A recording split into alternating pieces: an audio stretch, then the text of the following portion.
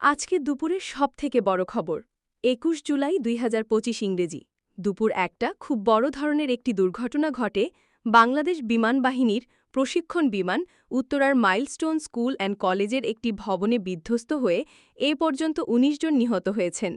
এ ঘটনায় আহত হয়েছেন ১.৫ শতাধিক আন্তঃবাহিনী জনসংযোগ পরিদপ্তর আইএসপিআর এই হতাহতের সংখ্যা জানিয়েছে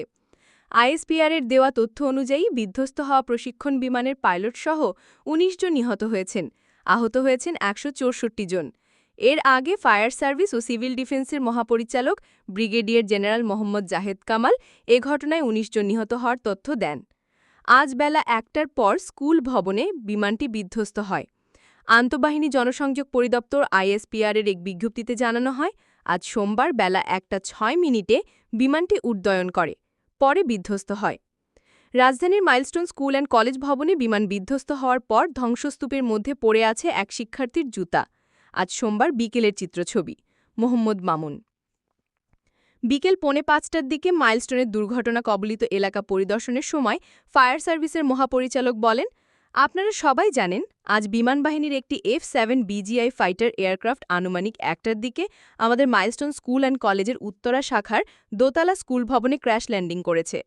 এই দোতলা ভবনের প্রথম তলায় ছিল তৃতীয় ও চতুর্থ শ্রেণীর বাচ্চাদের ক্লাস দ্বিতীয় তলায় ছিল দ্বিতীয় ও পঞ্চম শ্রেণীর ক্লাস তার সাথে ছিল প্রিন্সিপালের অফিস মিটিং রুম একটা কোচিংয়ের ক্লাস চলমান ছিল ক্র্যাশ ল্যান্ডিং যখন হয় তখন স্কুল ছুটি হয়ে গিয়েছিল এবং ওই সময় যে জায়গায় টিচার্স রুমের সাথে যে ল্যান্ডিং হয় আঘাত করে ওই জায়গায় বাচ্চা কাচ্চারা জড়ো হয়েছিল এবং তাদের সাথে হয়তো কিছু অভিভাবকও ছিল ফায়ার সার্ভিস আনুমানিক বেলা ১টা ৮ মিনিটে দুর্ঘটনার খবর পায় জানিয়ে মহাপরিচালক বলেন দ্রুত আমাদের ইউনিট পৌঁছে যায় এবং উদ্ধার কার্যক্রম শুরু করে আমাদের মোট ৯টা ইউনিট এখানে কার্যক্রম করেছে বর্তমানে আগুন সম্পূর্ণ নির্বাপন অবস্থায় আছে এবং আমরা উদ্ধার কার্যক্রম চালাচ্ছি হতাহতদের উদ্ধার করে বিভিন্ন হাসপাতালে নেওয়া হয়েছে জানিয়ে ফায়ার সার্ভিসের মহাপরিচালক বলেন আমাদের হিসাব অনুযায়ী এখন পর্যন্ত আমরা ১৯ জনের ডেড বডি উদ্ধার করেছি তারা বিভিন্ন হাসপাতালে আছে এখানে সেনাবাহিনী এবং আমাদের ফায়ার সার্ভিস পুলিশ সহ অন্যান্য সবাই মিলে আমাদের সহযোগিতা করেছে আমাদের উদ্ধার কার্যক্রম চলমান আছে উদ্ধার কার্যক্রম শেষ হলে আমরা টোটাল ক্ষয়ক্ষতির ফিগারটা আপনাদেরকে বলতে পারব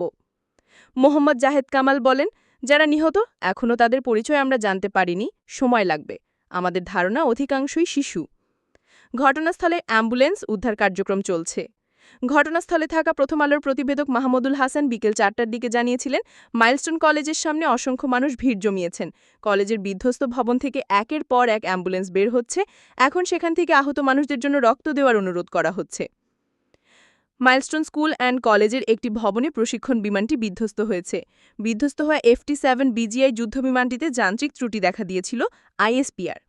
গোপালগঞ্জের এনসিপি সমাবেশকে কেন্দ্র করে সংঘর্ষের ঘটনায় মামলায় নিরীহ নাগরিকরা যাতে হয়রানির শিকার না হয় সেজন্য সংবাদ সম্মেলন করে প্রশাসন ও আইনশৃঙ্খলা বাহিনীর প্রতি অনুরোধ জানিয়েছে জেলা বিএনপি সোমবার বেলা ১১টায় গোপালগঞ্জ পৌর মার্কেটে বিএনপি কার্যালয়ে তারা সংবাদ সম্মেলন করেন এই সংবাদ সম্মেলনে বক্তব্য রাখেন জেলা বিএনপির সাধারণ সম্পাদক মনসুর আলী লিটন